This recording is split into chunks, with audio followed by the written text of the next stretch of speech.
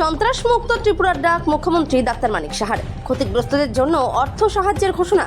ত্রিপুরায় রাজনৈতিক হিংসার বাতাবরণ চিরতরে নির্মূল করতে এবং ত্রিপুরা মতো দলের কর্মীদের হাতে আক্রান্ত বিজেপি কর্মীদের পাশে দাঁড়াতে একগুচ্ছ বড় ঘোষণা করলেন মুখ্যমন্ত্রী ডাক্তার মানিক সাহা।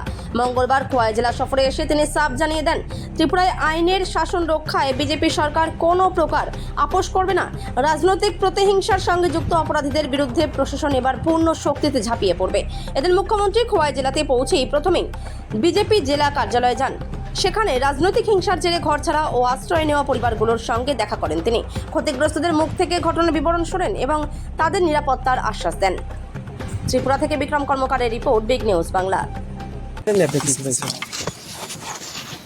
নির্বাচনের পরে বা নির্বাচনের আগে বা নির্বাচনের সময় যে সন্ত্রাস হয়, এটা গত কয়েক দশক ধরে কিন্তু এগুলো চলছে। আমাদের যে ইচ্ছা ভারতীয় জনতা পার্টির সরকারের, আমরা বারবার চেষ্টা করছি, বারবার আমার যখন বিভিন্ন জায়গায় ভাষণ আমি দিয়েছি, আমি বারবার বলছি যে আমরা শান্তি চাই, শান্তিতে থাকতে চাই, ল অ্যান্ড অর্ডার আমরা এখানে ঠিকভাবে রাখব। কিন্তু ইলেকশনের রেজাল্টে এমন একটা অবস্থা সৃষ্টি করে সবসময়, এটা যে গভর্নমেন্টেই আসুক, মানে আমি দেখেছি এটা 70 দশক থেকে শুরু হয়েছে এবং 80 দশকও দেখলাম, 90 দশকে এখনও সে একই কায়দায়। এবং মথার যে দুর্বৃত্তরা যেগুলা সিপিএম থেকে শিখে এসছে, কংগ্রেস থেকে শিখে এসছে, সেইগুলোই ওনারা করছেন এখানে। এবং মানে কোন জায়গার মধ্যে গেছে ভাবা যায় না।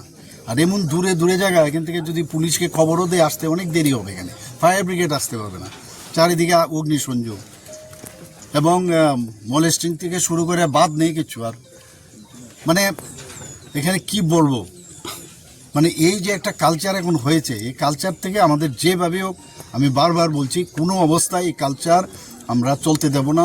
আইনের শাসন এখানে আছে, আইন তাহলে কিসের জন্য? মানুষকে যদি প্রোটেকশনে না দিতে পারি আমরা, তাহলে কি করে হবে? এর জন্য আজকে আমি সব জায়গায় আমি যাচ্ছি। আমি ডিজিপি সাহেবকেও নিয়ে এসেছি, সিএস সাহেবকেও নিয়ে এসেছি, এখানে ডিএমও আছে। কারণ এমনিতে বাড়িতে অফিস থেকে বসে অনেক কিছু শোনা যায়, কিন্তু চাক্ষুষ দেখলে কিন্তু বিষয়টা কত গম্ভীর। এবং আজকেও মিটিং আছে সন্ধ্যা 6টার সময়, আমি ডেকেছি সমস্ত মিনিস্টার এবং বিভিন্ন এজেন্সিস, ডিজিস, এবং কাউকে কিন্তু ছাড় দেওয়া হবে না, কাউকে ছাড় দেওয়া হবে না, এটা একদম আপনাকে বলছি। কারণ মানুষ চায় যে শান্তি, এবং শান্তি প্রতিষ্ঠিত করতেই হবে আমাদের, এইভাবে চলতে দেব না।